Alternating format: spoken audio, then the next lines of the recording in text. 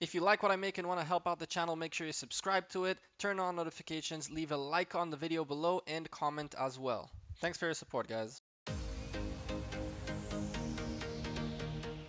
Hey there YouTube, welcome back to the Gecko. Another day, another video for you guys. There's a brand new loading screen to the game because the Baron is coming. This is the brand new update with the Baron event. Let's go look at what's going on. Who will become the Baron? A mysterious force has split the royal battleground into several districts. Only the worthy may enter. Are you ready to duke it out in the royal battlefield for a chance to become the Baron? Whoever becomes the Baron gets an Eagle Jewel, a brand new jewel, and an epic level, 100,000 gems, 60 million gold. Whoever becomes a Baron also cannot lose his prisoners. Prisoners cannot be pardoned by the Overlord. He can issue district titles and can send like honors and rewards to guildmates, which we will look in a second, both at the titles and the rewards. Second and third place also get this new Eagle Jewel, except at a rare level. 2 of them, and third place gets 1. Now here's the interesting thing.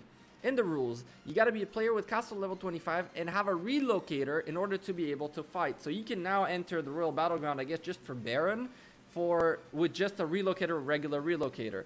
It's important to say, just like in the Emperor event, the wonders will be owned by the rally commander instead of the rally leader. Instead of the guild leader, whoever holds it the longest becomes the Baron, just like the Emperor event.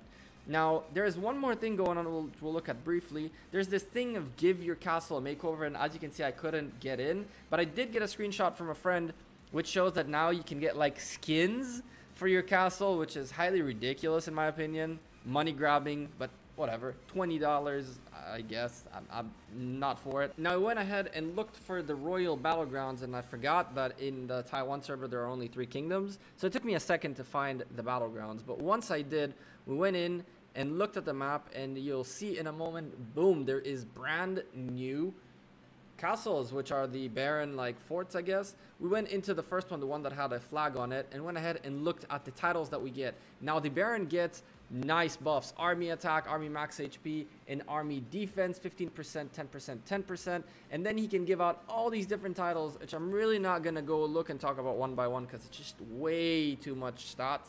But just from a brief look at it, it reminds me a lot of the Emperor titles, except that if this is what every Baron gets, so you can be a Baron and Emperor at the same time, it looks a little weird, but there are crazy new titles.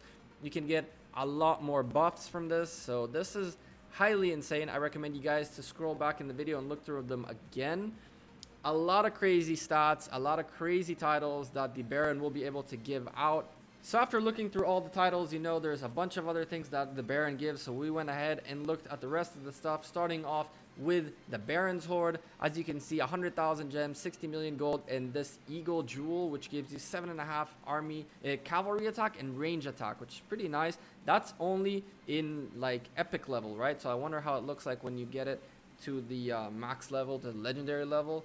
As we saw, there's no chronicles yet, but in the bounty that you can give, there's actually these awesome chests with 50,000 gems, 60-day speed ups at the gold, 2 of them, 2 purple ones which have 50,000 gems and a bunch of gold in them, and the last one has 50,000 holy stars and a ton, 500,000 energy, which is really nice. That's a pretty good bounty if you ask me. It's really cool. Baron's districts, we have no idea what that is yet. Nothing was assigned, and it probably won't appear in the Taiwan server because there's not enough kingdoms. What I did next is I just went ahead and looked at how I can transport. It was still locked. Then I read the whole relocator thing and looked at the other districts, like tried to figure out how it works, right? So on this Baron fort, I was actually able to click on everything, and everything like showed up and stuff like that. It's like it was available per se. You can see I looked at if everything is the same, and it was the same. When I went to the next fort though, you can see in the Baron's Noon, which is pretty weird. It's like, okay, there's a bunch of them. You can see all of them, Twilight, Dusk, and all the rest that were there.